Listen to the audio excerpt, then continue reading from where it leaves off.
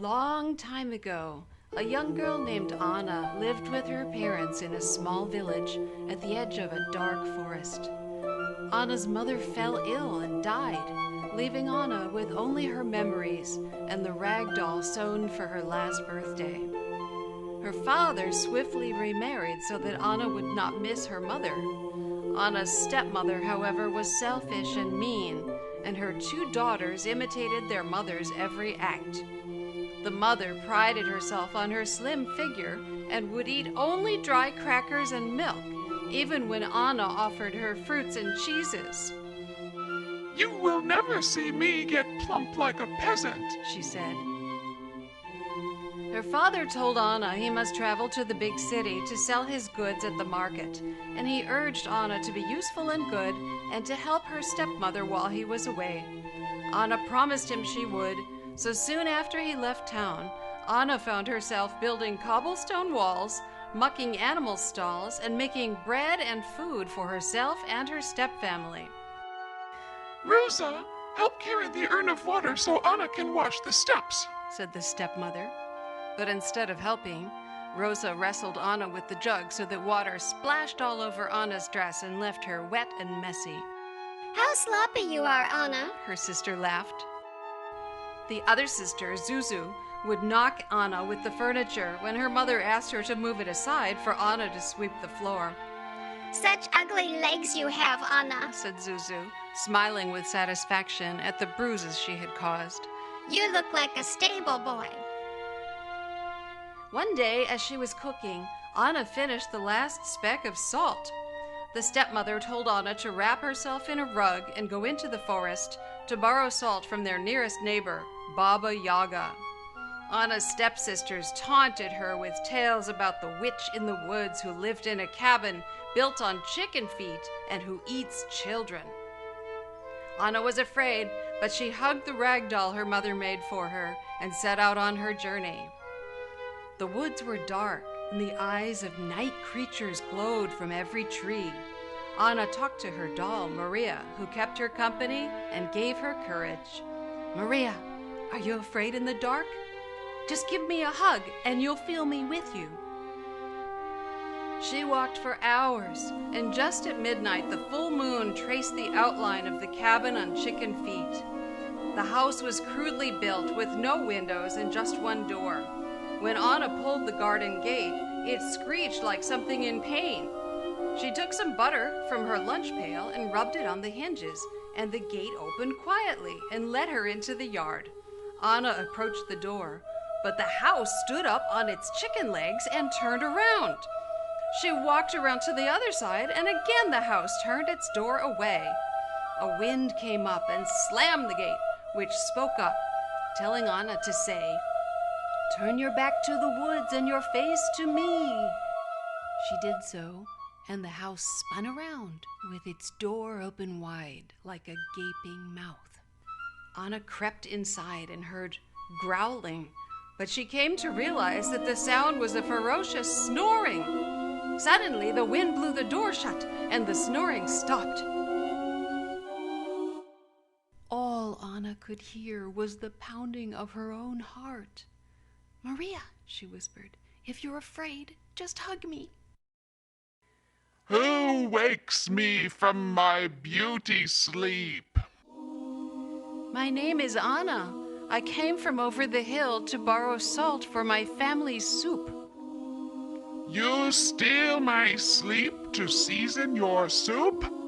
I shall be too tired tomorrow to do my work." "If you'll let me take shelter here tonight, then tomorrow I will do your work." "Fine," said Baba Yaga. "You may curl up over there." She gestured toward a large iron kettle filled to the top with carrots. Anna settled down on the pile of carrots and soon fell asleep, with Maria serving as her pillow. As she slept, Baba Yaga sprinkled Anna with herbs and tossed in a large onion. Anna rose at dawn and remembered where she was. She shook off the herbs and quickly got to work. She made porridge for breakfast and cooked fresh applesauce from apples she picked from a sad, neglected tree in the yard. When the witch awoke, breakfast awaited her at the table. "Good morning," said Anna. "After you enjoy your breakfast, please let me know what work I can do for you to earn a cup of salt that I can take home to my family." A cup of salt? Salt is very precious and will cost you dearly. "I will gladly do whatever you ask," said Anna. Then tidy the garden and have it finished before I come back this evening. Baba Yaga said, and she dashed out the door and flew off into the sky in her flying pestle and mortar. Anna began to work in the garden, pulling weeds, turning soil, and planting and watering seeds. She swept the path until it was clear, even though the broom knocked against her shins and tried to fight her all the way. The garden had been so badly neglected that thorns scratched her as she worked, but Anna kept on and had fashioned a pretty little garden by the time the sun was setting. At the edge of the horizon, she saw the flying mortar approaching and quickly washed up. "Your garden is tidy, just as you asked, ma'am," she said to the witch, handing her a small bouquet of violets. That's well enough, but that alone cannot earn you something as rare as a cup of salt. Tomorrow you must clean the house from gable to cellar and wash the dishes while I'm away. Anna was so tired from her day in the garden that she curled up on the pile of carrots and was asleep even before the witch added 2 tomatoes. Anna woke the next day to find Baba Yaga already gone, so she jumped up to begin cleaning before any more of the day escaped. She filled a huge pail with water from the well and lurched from side to side as she hauled it into the house without spilling even a single drop. She washed and swept and dusted until the cabin was clean all over, and she soaped up enormous piles of dirty, crusted dishes until they sparkled. She was just drying the last plate when the witch stomped through the door. The house looks a bit better than it did when I left, she said. But you owe me 1 more day of work before you will have the cup of salt you desire. When I come home tomorrow, I expect a fine supper to be ready on the table. Anna was excited by the idea of the feast, and she dropped off to sleep with thoughts of the delicacies she would prepare. The next morning, she saw that the witch had dragged the pot of carrots in which she had been sleeping into the large fireplace, which was now lit with a crackling fire. Anna peeled and ground and baked and cooked until a wonderful array of delicious foods was spread across the dining table.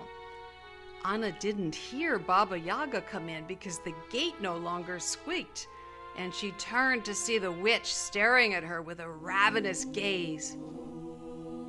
"Greetings, Baba Yaga," she said. "I hope you enjoy this meal I specially prepared for you. Now, please let me have my cup of salt so I can run home before dawn and make salted porridge for my family." Baba Yaga glared at the girl and took a large bite of steaming red cabbage pie. She swallowed, and her knobby Adam's apple bobbed in her throat. Anna looked on in horror as the witch began to moan. Anna leapt from her seat, grabbed her rag doll, and edged towards the door as tears began to stream down the witch's cheeks. This tastes just like the cabbage pie my mother used to make when I was a girl 400 years ago. The witch smiled a broad, toothless grin. Anna exhaled. "Now may I have my cup of salt?" The witch looked at her. "No," she said. Anna held her breath. "You shall have a sack of salt." And she loaded Anna up with a heavy cloth sack. Anna staggered out the door into the garden pathway. The apple tree dropped 2 apples for the journey, and the flowers and happy vegetable plants waved in her direction. The house rose up on its great chicken legs and spun around, framing the witch in its doorway. Baba Yaga called after her, "Come back next month. I'd love to have you for dinner."